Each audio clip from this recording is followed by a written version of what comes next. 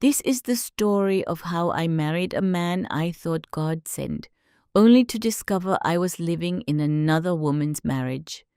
I thought I was helping a broken man rebuild his life. When I met him in the UK, he was suffering, a refugee, struggling to survive with almost nothing to his name. He was a pastor, soft-spoken, prayerful, and humble. He told me God had brought me into his life for a reason, and because I believed in love, I believed him. Little did I know, I was building a home for another woman's husband. When I first met him, he looked like a man who had been through hell. He had no stable job, no money, no real place to stand. I was the one working. I paid the bills. I put food on the table. I became his support system. But I didn't mind, because I loved him. I believed marriage meant building together. So when he proposed, I said yes. I thought I was marrying a man of God. We got married, and with time, we had children. For me, those babies were proof that our love was real. I was proud. Even when things were hard, I kept pushing. I worked long hours. I carried the home. I carried the finances. I carried him, because that's what wives do, right? One day, he came to me with what sounded like a simple request. He said, "Please, my sister is suffering back home in Nigeria. Can we help her come to the UK?" His voice was gentle. His story was painful. And because I knew what suffering looked like, I agreed. I used my legal papers, my hard-earned money, my time.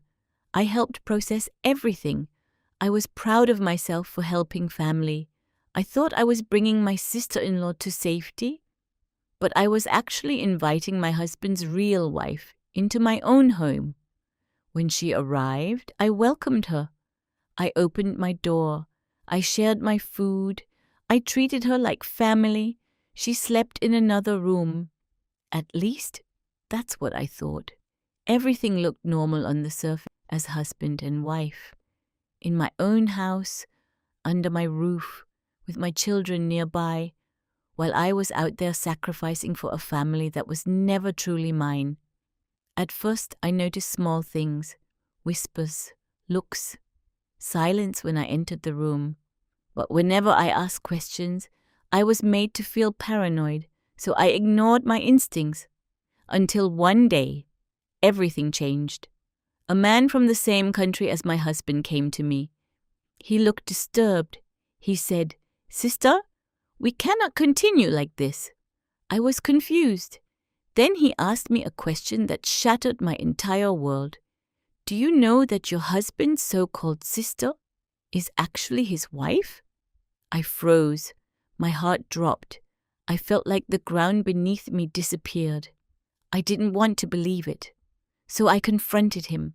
I looked him in the eyes and asked him directly, "Tell me the truth. Who is she?" And after all the lies, all the prayers, all the fake sermons, he admitted it. She was not his sister. She was his wife from back home.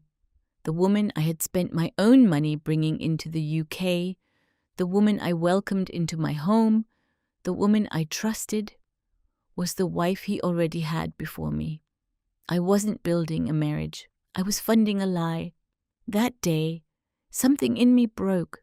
Not just because he cheated, but because he used my love, my kindness, my motherhood, my sacrifices to deceive me. So I left, for good. No more lies, no more pretending, no more pain. We separated permanently. And for the first time, I chose myself. Sometimes the greatest betrayal doesn't come from enemies. It comes from the people you prayed with, built with, and sacrificed for. I learned that love without truth is manipulation, and no matter how much you love someone, never ignore the signs that dishonor your peace.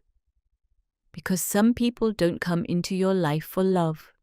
They come for survival. Ending CTA. Have you ever trusted someone who betrayed you? What would you have done? Subscribe to Fieco Love Network for more real stories of love, pain, and survival.